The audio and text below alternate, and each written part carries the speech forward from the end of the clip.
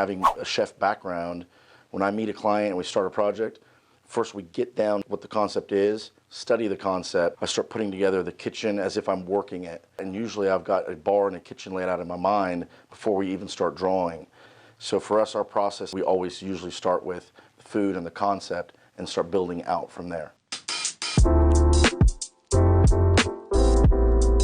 So I was a chef, and still am a chef. Worked in the industry since I was about 15. Went to culinary school. I worked in fast casual, high-end restaurants. And about 10 years ago, got a contract at a school, Union Public Schools. Worked closely with another Oklahoma consultant, a legend, Joe Blaisdell, and kind of got to peek behind the curtain to see what consultants do, who they are, and then realized the shortage of consultants in our state. We had 2 guys at the time working as consultants. So we decided to launch the company then in about 2011 and just basically start consulting from that day on. The industry as a whole is a very interesting industry. You don't really find schools for consulting. 9 times out of 10 consultants come from the industry, hospitality background, food service background, architectural construction background. The challenges are when you're training for something like this, there's not really a playbook. We're a unique firm. So we design, we do food service design, hospitality design, we consult menu operations, and we also manage. There's 3 different phases. You know, typically wake up and hit emails and then get to the office and start looking at plans. Usually have 2 or 3 site visits, try and find time in between there to eat, and then really spend the rest of the day just going over projects that are either under construction or about to kick off. And by the end of the day, go back through emails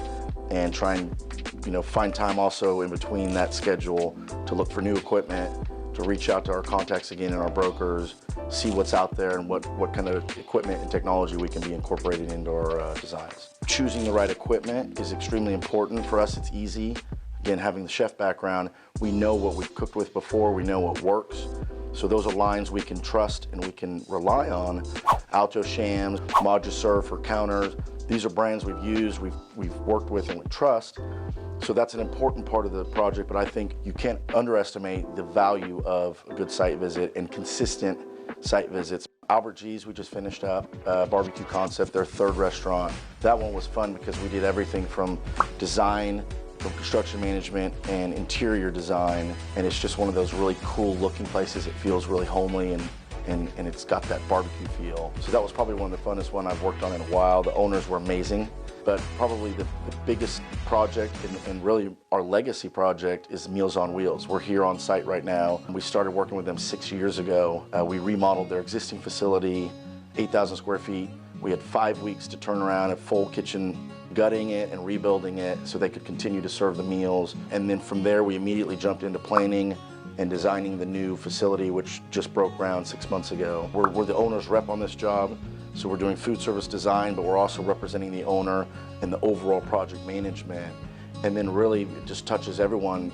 The mission of Meals on Wheels is what makes it special. So to have the opportunity to build their new facility, state-of-the-art, 40,000 square foot facility, it's just been a real honor, and it's also been a challenge at the same time. But when you're designing something that you know is going to produce meals that are helping people in the community, it just takes on a whole new meaning and importance for us. If people understood the partnership, you're hiring a teammate, investing in the expertise in the forefront of a project will save you a lot of time and a lot of money on the long run.